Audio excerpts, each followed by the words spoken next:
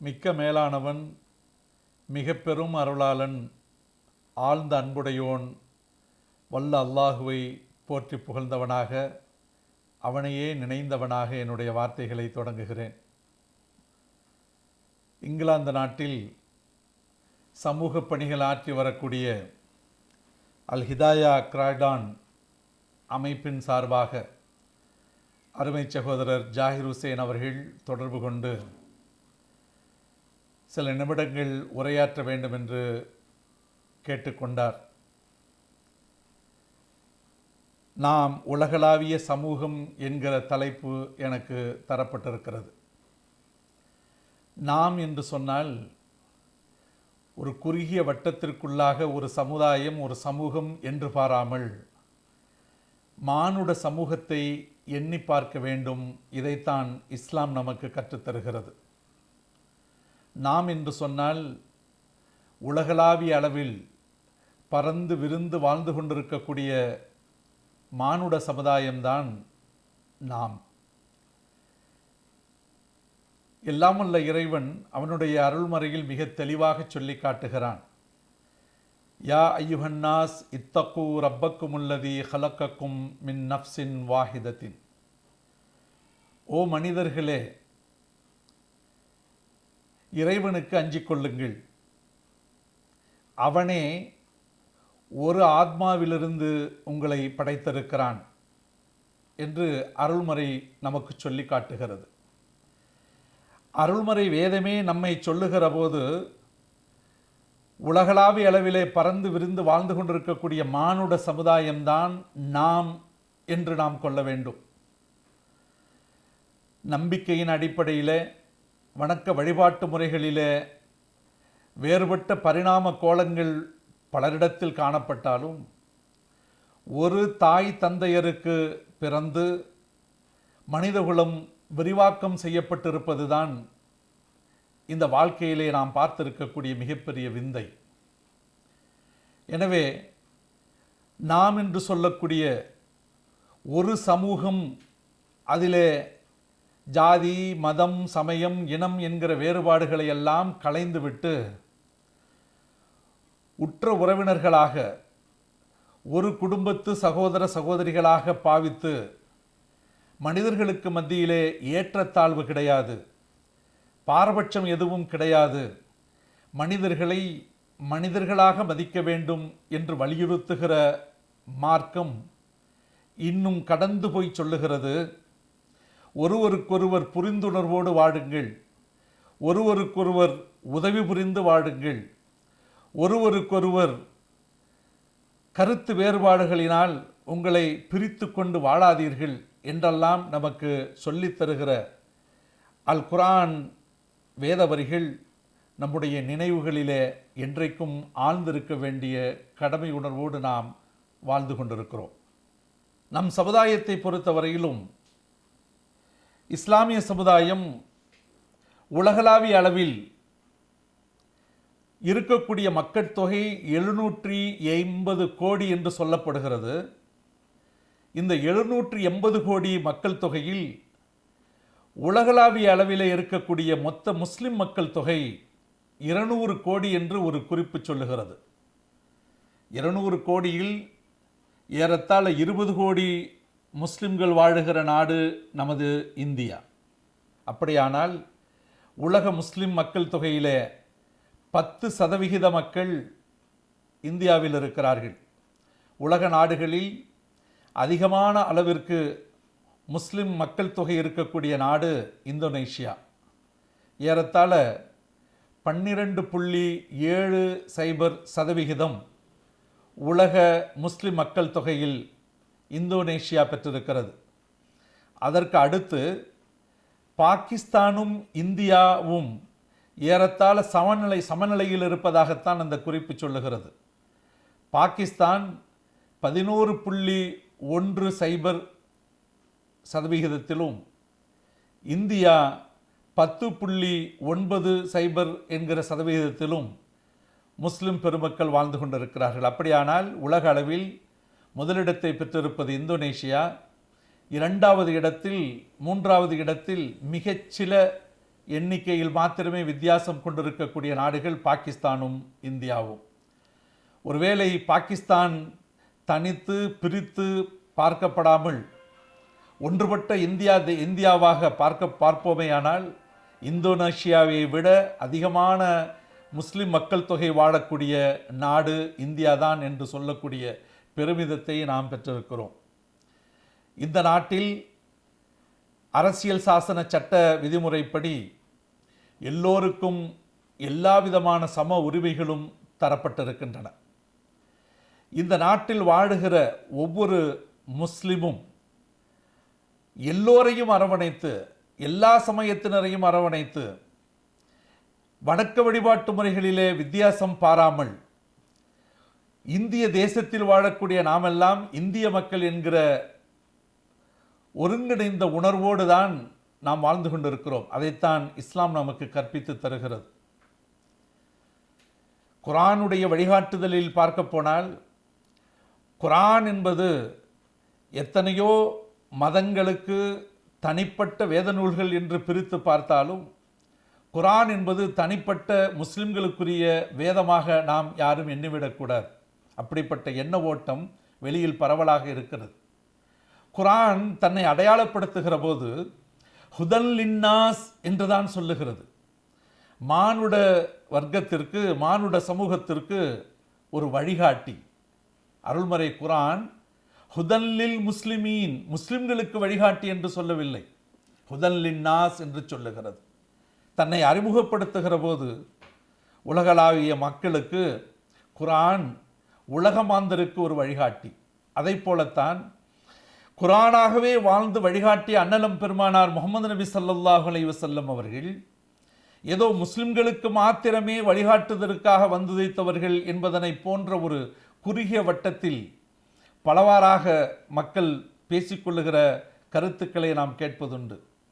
குர்ஆன் மிக தெளிவாக சொல்லி காட்டுகிறது, ரஹ்மத்துல்லில் ஆலமீன் என்று. பெருமானார் அவர்களை அகிலத்தாருக்கு அருட்கொடை என்று அடையாளம் காட்டுகிறது. ரஹ்மத்துல்லில் முஸ்லிமீன் என்று சொல்லவில்லை.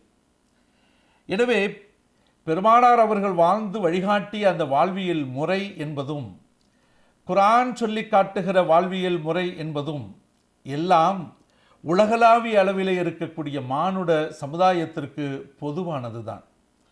கடவுள்களை கூட தனித்தனி பிரிவாக பிரித்து பார்க்கக்கூடிய நிலையை நாம் கண்டு கொண்டிருக்கிறோம். உண்மையில் பார்க்க போனால் உலகில் மதம் என்றே கிடையாது. there is no religion in the world என்று சொல்வார்கள். மதம் என்றே கிடையாது. மதம் என்று பார்க்கிற போது ஒவ்வொரு மதத்திற்கும் ஒவ்வொரு கடவுள் என்று பிரித்து பார்க்கப்படுகிறது. ஆனால் ஒட்டுமொத்தமாக யார் எந்த கடவுளை வணங்கினாலும் ஒன்றை சொல்லுவார்கள், பரம்பொருள் ஒன்று. அகிலத்தாரை படைத்து இந்த உலகை படைத்து பரிபாலிக்கக்கூடியவன் ஆற்றல் மிக்க ஏக இறைவன், அவன் ஒருவனே என்று எல்லோரும் சொல்லுவார்கள். சொல்லுவது ஒரு புறம் இருந்தாலும் வணக்க வழிபாட்டு முறைகளிலே வெவ்வேறு கடவுள்களை நம்பி அந்த கடவுள்களுக்கும் பல்வேறு வடிவங்களை கொடுத்து அந்த வடிவங்களும் பல்வேறு வண்ண வடிவங்களாகவே எண்ணப்படக்கூடிய அளவிற்குத்தான் கடவுள் நம்பிக்கை பரவலான பரிணாமம் கொண்டிருக்கக்கூடிய நிலையை நாம் பார்க்கிறோம். ஆனால் குர்ஆன் சொல்லுகிறது, முஸ்லிம்களுக்கென்று தனி கடவுள் கிடையாது. ஒட்டுமொத்தமாக உலகளாவிய சமூகமாக இருக்கக்கூடிய நமக்கு ஒரே இறைவன் தான், அவன்தான் ரப்புல் ஆலமீன். அகிலத்தாருக்கு ஏக இறைவனாக இருக்கக்கூடியவன் அந்த ரப். அந்த இறைவனைத்தான் தனிப்பட்ட முஸ்லிம்களுக்கென்றோ ஒரு குறுகிய வட்டத்திற்குள்ளாக அடைத்தோ இறைவனையோ அல்லது இறைவன் தந்த அருள்மறையையோ அந்த அருள்மறையின் வழிகாட்டுதலிலே வாழ்ந்து வழிகாட்டிய ஒரு சிறந்த முன்மாதிரியாக நமக்கு வந்து உதித்த அன்னலம் பெருமானார் முஹம்மது நபி ஸல்லல்லாஹு அலைஹி வஸல்லம் அவர்களுடைய வாழ்வியல் முறையோ தனிப்பட்ட ஒரு குறிப்பிட்ட சமூகத்திற்கு மாத்திரம் என்கின்ற குறுகிய வட்ட வரையறைக்குள் நாம் அடைத்து விட முடியாது. எனவேதான் நாம் உலகளாவிய அளவிலே பறந்து விரிந்திருக்கக்கூடிய ஒரு சமூகம். பாரதி சொல்லுவான், பரம்பொருள் ஒன்றே யாம் அதன் மக்கள். பரம்பொருள் என்கிற தெய்வம், இறைவன் என்பவன் ஒருவன் தான். நாம் எல்லோரும் அவன் படைத்த மனிதர்கள், மனித குலம். மக்கள். எனவே பரம்பொருள் ஒன்றே, யாம் அதன் மக்கள் என்று சொல்லுகிற அந்த உணர்வை பாரதியினுடைய பாடல்களிலிருந்து கூட நாம் பெற முடியும். பல்வேறு சமயத்தினர் ஒருங்கிணைந்து வாழக்கூடிய இந்திய திருநாட்டில் எல்லோரும் ஒன்றாகத்தான் ஒருங்கிணைந்து வாழுகிறார்கள், இதிலே எந்த மத பேதத்திற்கும் இடமில்லை என்று நினைத்து கொண்டிருக்கக்கூடிய பல்வேறு வெளிநாட்டு தலைவர்கள் அண்மை காலத்தில் இந்தியாவில் ஏற்பட்டிருக்கக்கூடிய மத காழ்ப்புணர்ச்சியினுடைய வெளிச்சத்தை பார்த்து அதிர்ந்து போயிருக்கிறார்கள். அண்மையிலே குவைத் நாட்டினுடைய இராணுவ தளபதி அப்துல் ரஹ்மான் அன் நசார் ஒரு அறிக்கை வெளியிட்டிருக்கிறார். அந்த அறிக்கையிலே மிக தெளிவாக ஒன்றை சொல்லுகிறார். இந்தியாவில் எல்லோரும் ஒன்றிணைந்து வாழுகிறார்கள், ஆட்சி தலைமையும் இந்திய நாட்டின் மக்களை ஒருங்கிணைந்துதான் தன்னுடைய மக்கள் என்று எண்ணி ஆளுகிறது என்று எண்ணிக்கொண்டிருந்தோம். ஆனால் அண்மையிலே நடக்கக்கூடிய பல்வேறு விபரீத நிகழ்வுகளை பார்க்கிற போது இந்திய அரசாங்கம் முஸ்லிம்களை தனிமைப்படுத்தி அவர்களை வேறறுக்க வேண்டும் என்கின்ற திட்டமிடுதலோடு செயல்படுவதாகவே நாம் எண்ணுகிறோம். அதிலிருந்து விடுபட வேண்டிய கடமை இந்திய அரசாங்கத்திற்கு இருக்கிறது. இந்தியாவினுடைய பொருளாதார வளர்ச்சியில் வெளிநாட்டு செலாவணி தொகை என்று வளைகுடா நாடுகளிலிருந்து செல்லக்கூடிய தொகை ஒரு வருடத்திற்கு $55 பில்லியன். சர்வதேச அளவிலே அனைத்து இஸ்லாமிய நாடுகளிலிருந்தும் இந்தியாவுக்கு கிடைப்பது $120 பில்லியன். பொருளாதார வளர்ச்சியினுடைய உயர்நிலைக்கு அடிப்படை காரணமாகவும் அடித்தளமாகவும் இருக்கக்கூடிய வளைகுடா நாடுகள் என்பது முஸ்லிம்கள் ஆட்சி செய்யக்கூடிய நாடுகள். இந்த நாடுகளுக்கு பணி செய்ய வரக்கூடிய இந்தியர்களை அவர்கள் முஸ்லிம்களாக இருந்தாலும் முஸ்லிம் அல்லாதவர்களாக இருந்தாலும் இந்தியர்கள் என்கிற அந்த கண்ணோட்டத்தின் அடிப்படையில் தான், ஒரு நட்பு நாட்டின் பிரஜைகள் என்கிற கண்ணோட்டத்தில் தான் நாங்கள் பார்க்கிறோம். இங்கே பணி செய்ய வரக்கூடியவர்களுக்கு மதத்வேஷ உணர்வோடு நாங்கள் நடந்து கொண்டாலும் யாரும் எதுவும் சொல்லுவதற்கில்லை. ஆனால் அப்படி இஸ்லாம் கற்றுத்தரவில்லை. எனவே ஒரு பெருந்தன்மையோடு இந்தியாவிலிருந்து வரக்கூடிய அனைத்து மதத்தினரையும், அவர்கள் முஸ்லிம்களாக இருந்தாலும், ஒரே பார்வையில்தான் நாங்கள் பார்க்கிறோம். ஆனால் இந்தியாவில் முஸ்லிம்களை வேறுபடுத்தி பார்க்கக்கூடிய இந்த பார்வை சரிதானா என்கிற கேள்வியை நாங்கள் முன்வைக்கிறோம் என்று சொல்லிவிட்டு, உலகில் 53 முஸ்லிம்கள் பெருவாரியாக வாழக்கூடிய நாடுகளிலே இந்தியர்கள் வந்து பணிபுரிகிறார்கள். அந்த இந்தியர்களில் பெரும்பான்மையான எண்ணிக்கை உடையவர்கள் முஸ்லிம் அல்லாதவர்கள்தான். இருந்தாலும் நாங்கள் முஸ்லிம்கள் முஸ்லிம் அல்லாதவர்கள் என்று பிரித்து பார்ப்பதில்லை என்று சொல்லுகிறார்கள் என்று அவர் குறிப்பிட்டு காட்டுகிறார். இந்த நிலை மாற்றப்பட வேண்டும்.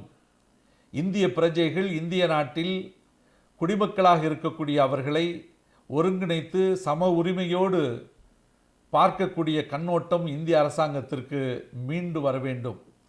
அப்படி இல்லை என்று சொன்னால் இந்தியாவில் ஹிந்து மக்கள் ஒருங்கிணைந்து வாழுகிறார்கள், ஆனால் ஹிந்து அரசாங்கம் மக்களை ஒருங்கிணைத்து பார்க்கவில்லை, மதத்வேஷம் காட்டுகிறது என்பதனை அடிப்படையாக வைத்து சர்வதேச மனித உரிமை ஆணையத்திற்கே இந்த விவகாரத்தை எடுத்துச் செல்வதற்கு நாங்கள் தயங்க மாட்டோம் என்று அவர் குறிப்பிட்டு காட்டுகிறார். இதிலே ஒன்றை நாம் நினைவு கூற விரும்புகிறேன். அண்மையிலே சர்வதேச மனித உரிமை ஆணையம் 82 பக்கங்கள் கொண்ட ஒரு அறிக்கையை CAA, NRC, NPR இவைகளை எதிர்த்து இந்தியாவில் நடைபெற்ற பல்வேறு ஆர்ப்பாட்டங்களில் முஸ்லிம் சமுதாயத்தை எப்படி வேறுபடுத்தி இந்த இந்திய அரசாங்கம் நடத்தி கொண்டிருக்கிறது என்பதனை கண்டித்து அந்த 82 பக்க அறிக்கையை சர்வதேச மனித உரிமை ஆணையம் வெளியிட்டிருப்பதை பார்க்க முடிகிறது. அது மாத்திரமல்ல, உலக நாடுகளிலே இஸ்லாமிய நாடுகளெல்லாம் ஒன்று சேர்ந்து, ஏறத்தாழ 57 நாடுகள் ஒன்று சேர்ந்து ஆர்கனைசேஷன் ஆஃப் இஸ்லாமிக் கோஆபரேஷன் என்கிற பெயரில் அந்த ஒருங்கிணைப்பு கூட்டமைப்பு ஒன்று மிக தாராளமான பல்வேறு சேவைகளை உலக நாடுகளுக்கு மத்தியிலே ஆற்றி வருகிறது. அதனுடைய செக்ரட்டரி ஜெனரலாக இருக்கக்கூடிய டாக்டர் யூசுப் அல் உதைமீன் சொல்லுகிறார், இந்தியாவில் இருக்கக்கூடிய அரசியல் நிலை, சமூக நிலை இவைகளெல்லாம் மிகுந்த வருத்தத்திற்குரியதாக ஆக்கப்படுகிறது. அதற்கு மிக முக்கிய காரணம், இந்தியாவில் முஸ்லிம் சமுதாயத்தினர் பிரித்து பார்க்கப்படுகிறார்கள், நாளாந்தர குடிமக்களாக ஆக்கப்படுகிற நிலையிலே இந்திய அரசாங்கமே தன்னை முன்னிலைப்படுத்தி கொண்டு பாரபட்ச கண்ணோடு அவர்களை ஆட்சி செய்து வருவதை எங்களால் பார்க்க முடிகிறது. அங்கே நடந்து கொண்டிருக்கக்கூடிய நிகழ்வுகளையெல்லாம் பார்க்கிற போது அதற்கு பெயர் இஸ்லாமோபோபியா என்கிற பெயரில் இஸ்லாமிய நெறிகளை பின்பற்றி வாழக்கூடியவர்களையெல்லாம் தனிமைப்படுத்தக்கூடிய வகையிலும் வேற்றுமைப்படுத்தி பார்க்கக்கூடிய வகையிலும் இந்தியா நடந்து கொள்வது மிகப்பெரிய கண்டனத்திற்குரியது. அந்த நிலையிலிருந்து இந்திய அரசாங்கம் தன்னை மாற்றிக்கொண்டால் உலக அரங்கில் இந்தியாவுக்கு இருக்கக்கூடிய வரலாற்று பெருமை, பாரம்பரிய பெருமிதம் என்றைக்கும் நிலைத்து நிற்கும். அப்படி நிலைத்திருப்பதற்கு நாங்களும் ஒரு உந்து சக்தியாக இருந்து செயல்படுவோம். இந்த நிலையை முழுமையாக பயன்படுத்தி கொள்ள வேண்டியது இந்திய அரசாங்கத்திற்கு உரிய கடமை என்பதனையும் அந்த OIC என்று சொல்லக்கூடிய ஆர்கனைசேஷன் ஆஃப் இஸ்லாமிக் கோஆப்ரேஷன் 57 நாடுகளை கொண்டிருக்கக்கூடிய கூட்டமைப்பின் செக்ரட்டரி ஜெனரல் டாக்டர் யூசுப் அல் உதைமீன் சொல்லி காட்டுகிறார். மனிதர்களை மனிதர்களாக மதித்து எந்த ஏற்றத்தாழ்விற்கும் எந்த பாரபட்சத்திற்கும் இடமில்லாமல் எல்லோரும் ஒரு சமூகம் என்கின்ற நினைவோடு வாழ வேண்டிய கடமையை இஸ்லாம் நமக்கு வலியுறுத்தி காட்டுகிறது. அதனால்தான் இஸ்லாத்தை பற்றி படித்தவர்கள், அதனை அறிந்தவர்கள் இன்றைக்கு மற்ற சமய சார்புடையவர்களாக இருந்தாலும் இஸ்லாத்தை ஒரு உன்னதமான மார்க்க வழிமுறை, ஒரு உன்னதமான வழிகாட்டுதல் என்பதனை உணர்ந்து அகில உலக மக்கள் எல்லா நாடுகளிலும் பார்க்க முடிகிறது இஸ்லாத்தை நோக்கி மக்கள் விரைந்து வந்து கொண்டிருக்கக்கூடிய காட்சியை. DC வாஷிங்டனில் பியூ ரிசர்ச் சென்டர் என்கிற ஒரு ஆய்வகம் இருக்கிறது. PEW, பியூ ரிசர்ச் சென்டர். இந்த ஆய்வக மையத்திலிருந்து ஒரு அறிக்கை வெளியிடப்பட்டது. அந்த அறிக்கை சொல்லுகிறது, இன்றைக்கு 2020 தாண்டி 2050க்குள்ளாக the fast growing religion is Islam, மிக வேகமாக வளர்ந்து வரக்கூடிய மார்க்கம் இஸ்லாம் என்கிற காரணத்தினால் 2050இல் உலகில் இருக்கக்கூடிய மக்கள் தொகையில் அதிகமான எண்ணிக்கை கொண்டவர்களாக முஸ்லிம்கள் தான் இருப்பார்கள் என்று அந்த ஆய்வக அறிக்கை நமக்கு சொல்லி காட்டுகிறது. அதற்கு காரணம், பல்வேறு சமயத்தவர்களாக இருந்தாலும் இஸ்லாத்தை உணர்ந்து புரிந்து அதனுடைய அறநெறி பண்பாட்டு வழிமுறைகளை நம்பி இப்படித்தான் வாழ வேண்டும், இதுதான் வாழ்வியல் முறை என்று சொல்லித் தருகிற இந்த மார்க்கத்தை விட உயர்ந்தது என்னவாக இருக்க முடியும் என்கின்ற எண்ணத்தினூடே இன்றைக்கு பல்வேறு நாடுகளிலே பல்வேறு சமயத்தவர்கள் இஸ்லாத்தை நோக்கி வந்த வண்ணமாக இருக்கிறார்கள். இஸ்லாம் என்பது எத்தனையோ மதங்களை போன்ற ஒரு மதம் என்று நாம் சொல்லிவிட முடியாது. இஸ்லாம் ஒரு வாழ்வியல் தத்துவத்தை, ஒரு வாழ்வியல் வழிமுறையை காட்டித்தரக்கூடிய மார்க்கம். இதுதான் உலகத்தில் இறைவனால் வழிவகை செய்யப்பட்ட, உண்மையாகவே வடிவமைக்கப்பட்ட ஒரு வழிமுறை சான்று. இதனை நாம் மதமாக பார்க்க முடியாது. சில பேர் சொல்லுவார்கள், கிறிஸ்டியானிட்டி தோன்றி, கிறிஸ்தவ மதம் தோன்றி 600 ஆண்டுகளுக்கு பிறகுதான் இஸ்லாமிய மதம் உருவாக்கப்பட்டது என்றெல்லாம் சில சரித்திரத்திலே எழுதி வைத்திருக்கிறார்கள். இஸ்லாம் என்பது ஒரு மதமாக உருவாக்கப்பட்டதல்ல. இஸ்லாத்தை உருவாக்கியவரும் முகமது நபியும் அல்ல. பல இடங்களிலே, பல சூழ்நிலைகளிலே, பல தளங்களிலே நாம் பேசிக்கொண்டிருக்கிற போது வருகிற கலந்துரையாடலிலே நாம் புரிந்து கொள்வது, மற்றவர்களுடைய எண்ண ஓட்டங்களிலே இருப்பது எப்படி என்றால், எப்படி சீக்கிய சமுதாயத்தினரை குருநானக் சீக்கிய மதத்தை தோற்றுவித்தாரோ, எப்படி புத்த மதத்தை புத்தர் தோற்றுவித்தாரோ, எப்படி கிறிஸ்தவ மதத்தை ஜீசஸ் கிறிஸ்ட் என்று சொல்லுகிற இயேசு கிறிஸ்து தோற்றுவித்தாரோ, அதை போல இஸ்லாத்தை முகமது நபி தான் தோற்றுவித்தார் என்றெல்லாம் எண்ணக்கூடிய கருத்தோட்டங்கள் உலகளாவிய அளவிலே இருக்கிறது. ஆனால் இவைகளை புறந்தள்ளிவிட்டு இஸ்லாத்தை ஒன்றிணைத்து இஸ்லாத்தை சரியான கோணத்திலே ஆய்ந்து அறிய வேண்டும் என்று முற்படுபவர்களுக்கு கிடைக்கக்கூடிய விடை தீர்வு எப்படி இருக்கும் என்று சொன்னால், இஸ்லாம் என்கிற அந்த வழிமுறைதான் இறைவனால் நமக்கு காட்டப்பட்ட ஒரு மானுட நெறி. அதற்கு பிறகு நம்பிக்கையின் பல்வேறு கூறுகளாக மாற்றி அமைக்கப்பட்ட எண்ண ஓட்டங்கள் தான் சமயங்களாக மதங்களாக பரிணாமம் பெற்றிருக்கிறது. எனவே நம்மை பொறுத்தவரையிலும் இஸ்லாம் என்கிற வழிகாட்டு முறை, அந்த மார்க்கம் இறைவனால் தரப்பட்டது. அது உலகம் தோன்றிய காலத்திலிருந்தே இந்த உலகில் நமக்கு நிலைநிறுத்தப்பட்ட வழிமுறை. எனவே நம்மை பொறுத்தவரையிலும் இறைவனுடைய படைப்புகளிலே ஏற்றமிக்க படைப்பாகிய மனித படைப்பு என்பதுதான் நாம். நம்மை பொறுத்தவரையிலும் எந்த ஏற்றத்தாழ்வும் பாரபட்சமும் வித்தியாசமும் இருக்கக்கூடாது என்று எண்ணுகிறோம். ஆனால் துரதிர்ஷ்டவசமாக மத காழ்ப்புணர்ச்சியோடு சமய சார்புத்தன்மையோடு நாம் வாழுகிற இந்திய திருநாட்டிலே கூட ஒவ்வொரு மதமாக நிலைத்து நின்று மக்களை பிரித்து பார்க்கக்கூடிய அவல நிலையை நாம் கண்டு கொண்டிருக்கிறோம்.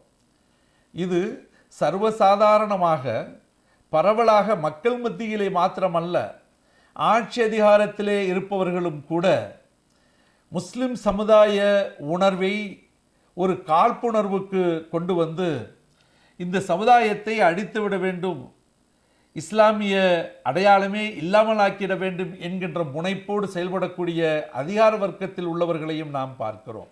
அண்மையிலே எத்தனையோ நிகழ்வுகள் நடந்துவிட்டன. அவைகளையெல்லாம் வரிசைப்படுத்தி சொல்லுவதற்குரிய நேரமில்லை. பசுவதை என்கிற பெயரால், தாய் மதத்திற்கு திரும்புகிறோம் என்கின்ற பெயரால் பெண் பிள்ளைகளை கற்பழித்து கொடூரமாக அவர்களை பல்வேறு கோணங்களாக சித்தரித்து கொடுமைகள் நிகழ்ந்து கொண்டிருக்கக்கூடிய இந்த காலகட்டத்தில் எத்தனை கொலைகள், எத்தனை வன்மச் செயல்கள், மதத்தின் பெயரால், சமயத்தின் பெயரால், இன்னும் சொல்லப்போனால் அவரவர்கள் நம்பிக்கொண்டிருக்கக்கூடிய கடவுளின் பெயரால் முஸ்லிம் சமுதாயத்தினரை அலைக்கழிப்பதும் அவர்களை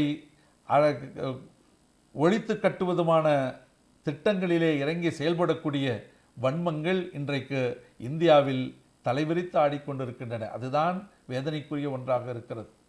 அண்மையிலே கொரோனா வைரஸ் தொற்று நோய் பரவி கொண்டிருக்கக்கூடிய இந்த கால சூழ்நிலையில் டெல்லியிலே தப்லீக் மாநாடு நடத்தப்பட்டதிலே கலந்து கொண்டவர்கள்தான் இந்த வைரஸ் நோயை இந்தியா முழுவதும் பரப்பினார்கள் என்கிற அவதூறு செய்தியை நாடு முழுவதும் உருவாக்கி இந்த சமுதாயத்தை கேவலப்படுத்துவதற்கு இந்த சூழ்நிலையை கூட ஒரு காழ்ப்புணர்வின் பங்களிப்பாக ஆக்கிக்கொண்டு அதிகாரத்தில் உள்ளவர்கள் கூட இந்த முனைப்பில் தங்களை ஈடுபடுத்திக் கொள்கிறார்கள் என்று சொன்னால் இதுதான் நமக்கு வேதனையாக இருக்கிறது. இப்படிப்பட்ட பழிகளுக்கு மத்தியிலே இன்றைக்குள்ள நிலை என்ன தெரியுமா?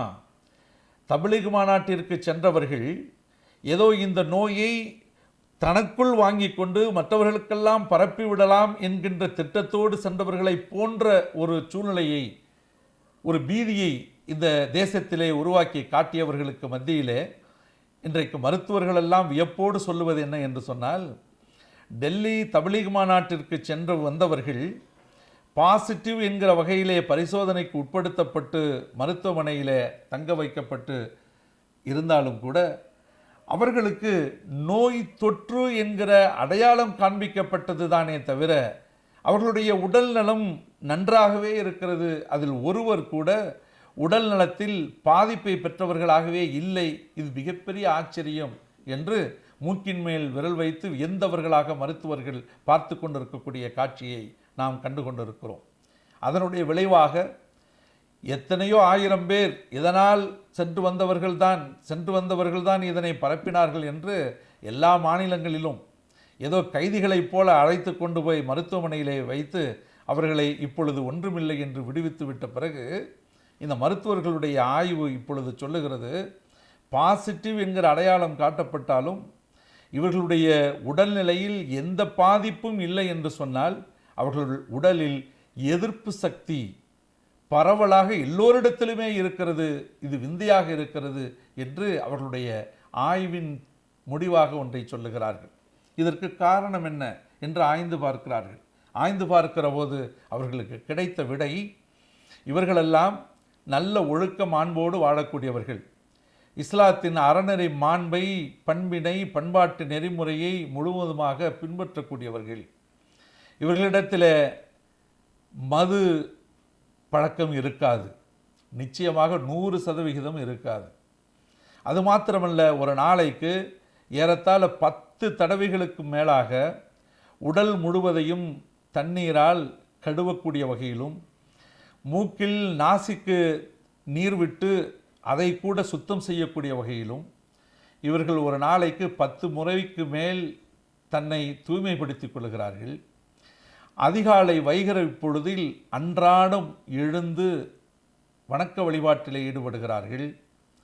ஆக தங்களுடைய ஒழுக்க மாண்புடைய வாழ்வினை பேணி வாழ்ந்து கொண்டிருக்கிற காரணத்தினாலே உடலில் எத்தகைய கிருமியும் உட்சென்று அவர்களுக்கு பாதிப்பை கொடுக்க முடியாத அளவிற்கு ஒரு எதிர்ப்பு சக்தியை வளர்த்திருக்கிறது. அதன் விளைவாகத்தான் அங்கே சென்று வந்தவர்களுக்கு கொரோனா வைரஸ் பாசிட்டிவ் என்று அடையாளம் காட்டப்பட்டாலும் உடல்நிலையில் எந்த ஒரு சிறு பாதிப்பும் இல்லை என்கிற உண்மை தெளிவாகிறது. எனவே அதோடு விட்டுவிடாமல், எனவே இவர்களுடைய இரத்தத்திலிருந்து பிளாஸ்மா எடுக்கப்பட்டு அந்த பிளாஸ்மாவை கொரோனா வைரஸ் தாக்கி பாதிப்புக்கு உள்ளாகி இருக்கக்கூடிய நோயாளிகளுக்கு உள்ளே செலுத்துவோமேயானால் அவர்களுடைய உடலில் ஆரோக்கியம் உருவாக்கக்கூடிய வகையில் எதிர்ப்பு சக்தி உண்டாகி அந்த நோயிலிருந்து விடுபட்டு அவர்கள் வெளியே வருவதற்குரிய வாய்ப்பு இருக்கிறது. எனவே டெல்லி தப்லீக் மாநாட்டிற்கு சென்ற அத்தனை முஸ்லிம்களும் யார் யாரெல்லாம் பாசிட்டிவ் என்று அடையாளம் காட்டப்பட்டு மருத்துவமனையிலே தங்க வைக்கப்பட்டு பிறகு ஒன்றுமே இல்லை வீட்டுக்கு செல்லலாம் என்று அனுப்பப்பட்டார்களோ அவர்களுடைய உடலிலிருந்து இப்பொழுது இரத்தம் எடுக்கப்பட்டு அந்த இரத்தத்திலிருந்து பிளாஸ்மாவை ஒதுக்கி தனியாக பிரித்து பாதிக்கப்பட்ட நோயாளிகளுக்கு கொடுக்கலாம் என்கிற அளவிற்கு முன் வந்து கேட்கிறார்கள் என்றால் அதுதான் இஸ்லாம் வகுத்து தந்திருக்கக்கூடிய மாண்புடைமை, அந்த ஒழுக்கவியல் வாழ்வு முறை. இந்த வாழ்வு முறையை பின்பற்றி மானுட வர்க்கத்திற்கு சிறந்த ஏற்றத்தை தரக்கூடிய நன்முறையை இஸ்லாம் நமக்கு கற்றுத்தருகிறது. எனவேதான் குர்ஆனிலே சொல்லப்படுகிற பல்வேறு உபதேசங்கள், வழிகாட்டுதல், நெறிமுறைகள் எல்லாமே நாம் என்று எண்ணக்கூடிய அளவிற்கு மானுட வர்க்கத்திற்குரிய தகைமை உடைய கருத்துக்கள் தான் நிறைந்திருக்கின்றன என்பதற்கு பல்வேறு சான்றுகள் இருக்கின்றன. நம்முடைய முன்னாள் குடியரசுத் தலைவர் சங்கர் தயாள் சர்மா குர்ஆனை அவருடைய வாழ்வு நாட்களின் கடைசி பகுதியில் குர்ஆனை முழுமையாக படித்துவிட்டு ஒரு நிகழ்விலை பகிரங்கமாக பிரகடனப்படுத்துகிறார். அவர் சொல்லுகிற வார்த்தை, Quran it was a command of action, it was a command for actions, but you turned it into a book of prayer. Quran வாழ்வியல் நடைமுறையை சீர்படுத்தி காட்டக்கூடிய ஒன்று, ஆனால் அதனை வணக்கத்திற்காக வழிபாட்டு முறைக்காக மாத்திரமே பயன்படுத்தக்கூடிய ஒரு நூலாக நாம் ஆக்கிவிட்டோம் என்பது வேதனைக்குரியது.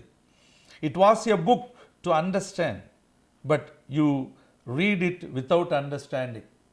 இது புரிந்துணர்வோடு படிக்கப்பட வேண்டிய ஒரு நூல், ஆனால் நாம் எத்தகைய புரிந்துணர்வும் இல்லாமல் வெறுமனே படித்து கொண்டிருக்கக்கூடிய ஒரு நூலாகவே கருதுகிறோம். It was a code for living of humanity, you turned it into a manifesto of the dead.